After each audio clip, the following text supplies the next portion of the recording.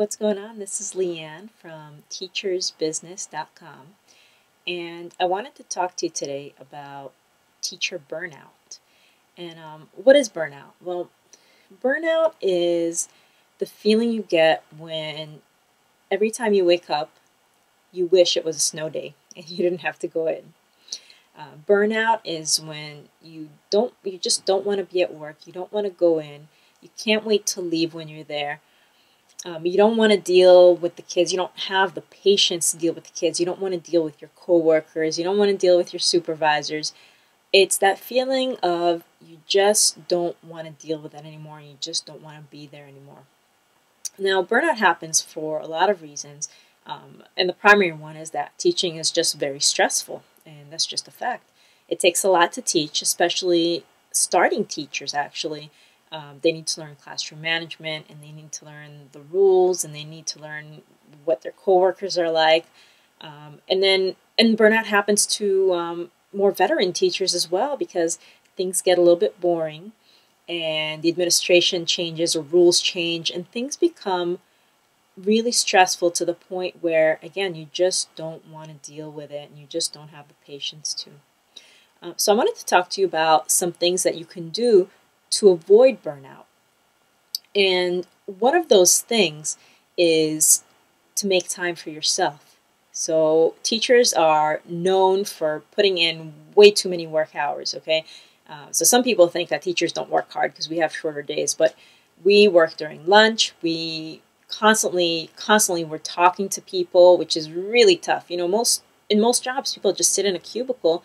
They might have a few conversations on the phone, and then maybe they'll talk to one or two people in the hallway. But teachers, we deal with, we have thousands of conversations every single day, and it can get really, really overwhelming. So take time for yourself. After work, have at least an hour or two where you're just doing something you love, whether that's, something silly like a bubble bath, or, reading a book that really kind of takes you away from everything. Taking a walk, doing some exercise is really helpful. So consider what relaxes you and what you enjoy doing. Like for me personally, I like to take a walk or jog or do some kind of strenuous activity that gets my endorphins going and makes me feel better overall. So that's one thing, to really take time for yourself, maybe exercise. Another thing is to eat healthy. When you're stressed out, when you're working hard, you kind of tend to go for the fatty, salty, sweet foods. And the less healthy your body is, the more stress it has from other directions. So, instead of you just having the stress of dealing with the classroom management and dealing with the rules and dealing with the school and whatever issues are going on, you're also dealing with less than stellar health.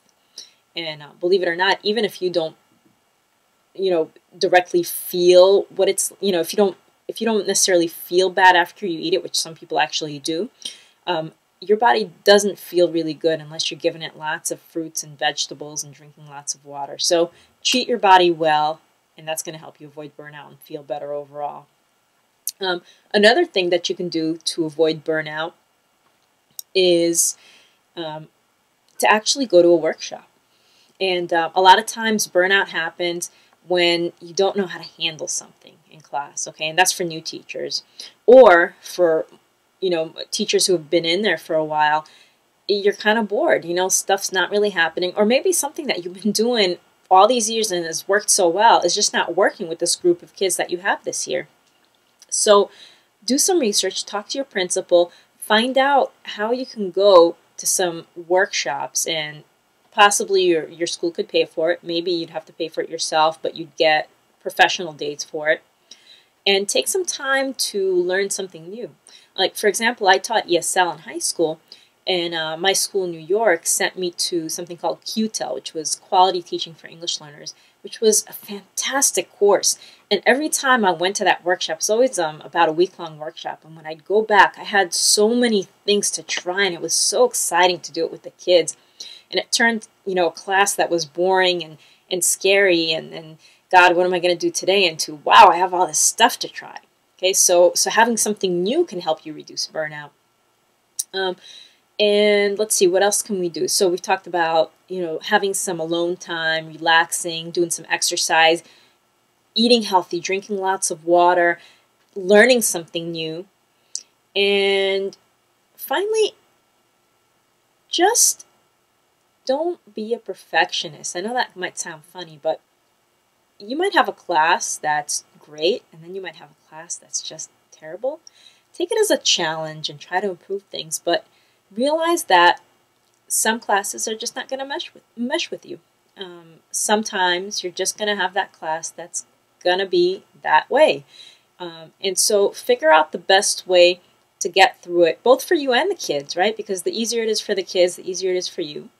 And get through it every day and just think to yourself that, thank goodness, things change every year and possibly every semester, depending on the school you're in. So I hope those tips help you out. That was quite a mouthful.